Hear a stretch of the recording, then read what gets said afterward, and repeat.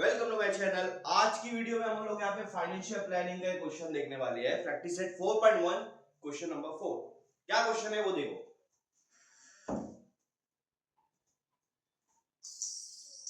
Question ये दिया है कि taxable value of wrist watch, एक घड़ी है, उसकी टैक्सेबल वैल्यू दी है ₹586। अब टैक्सेबल वैल्यू क्या आती है, सिंपल सा मैं बताऊंगा, जिस पर जीएसटी लगना बाकी है। जिस वैल्यू पे, जिस अमाउंट पे जीएसटी लगेगी उसको टैक्सेबल वैल्यू कहते हैं। ठीक है। अभी टैक्सेबल वैल्यू वो होंगी जो उसकी प्रिंटेड प्राइस है, मतलब अभी जीएसटी नहीं लगा, इसके बाद जीएसटी लगेगा। जीएसटी का रेट कितना दिया है, 18%। तो उन्होंने बोला है कि इसकी टोटल प्राइस कितनी होगी। अब देखो, कभी भी आप शॉप पर जा रहे हो तो सबसे पहले जो भी चीज आप खरीदते हो, उस चीज को खरीदने के बाद जब आप बिल पे करते हो तो वहां पे जीएसटी उसमें ऐड होती है। तो यहाँ पे भी जीएसटी ऐड होगी, लेकिन हमको ये नहीं पता है कि कितनी जीएसटी इसमें ऐड करना है। तो सबसे पहले अमाउंट ऑफ जीएसटी हमको फाइंड आउट करना है। तो पहले मैं अमाउंट ऑफ जीएसटी निकाल लेता हूं। अमाउंट ऑफ जीएसटी, अब फॉर्मूला क्या है यहाँ पे ध्यान से देखो। अमाउंट ऑफ जीएसटी का फॉर्मूला है जो आपका टैक्सेबल वैल्यू है वो और जीएसटी का रेट। तो टैक्सेबल वैल्यू है 586 और जीएसटी का रेट है 18%। टैक्सेबल वैल्यू है 586 और जीएसटी का रेट क्या है, 18%। आपको ये फॉर्मूला लिख देना है, taxable value multiply rate of GST. 586 यहां पर लिख रहा हूं। अब देखो यहाँ पे परसेंट है, तो परसेंटेज हटाने के लिए नीचे 100 लगा दूंगा मैं। ठीक है। अब नीचे 100 है तो उसका टेंशन मत लो, पहले ऊपर वाले को दोनों को मल्टीप्लाई कर दो। यहाँ पे क्रॉस मल्टीप्लाई नहीं होता है, बहुत सारे बच्चे यहाँ पे गलती करते हैं क्रॉस मल्टीप्लाई करके। दोनों के बीच में मल्टीप्लाई है तो डायरेक्ट सॉल्व करो। प्लस या माइनस होता तब करते हैं क्रॉस मल्टीप्लाई।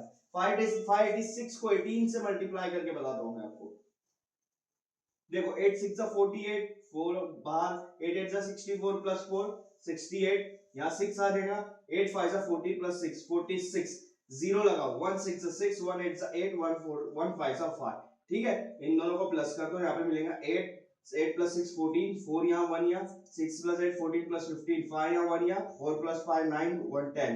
तो क्या आ रहा है 10548। क्या आ रहा है 10548। लेकिन नीचे अभी भी 100 है।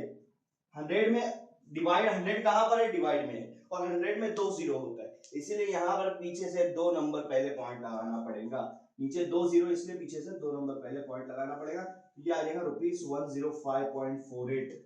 ये जीएसटी का अमाउंट है, कितना, ₹105.48। मतलब उसकी जो रिस्ट वॉच है उसकी प्राइस है 5, यहाँ पे 105.48। इन दोनों को अगर मैं प्लस कर दूंगा, किसको, टैक्सेबल वैल्यू को अमाउंट ऑफ जीएसटी से प्लस कर दूंगा, तो मेरे को मिल जाएगा टोटल प्राइस। टोटल प्राइस या price of the belt, price of belt मिल जाएगा।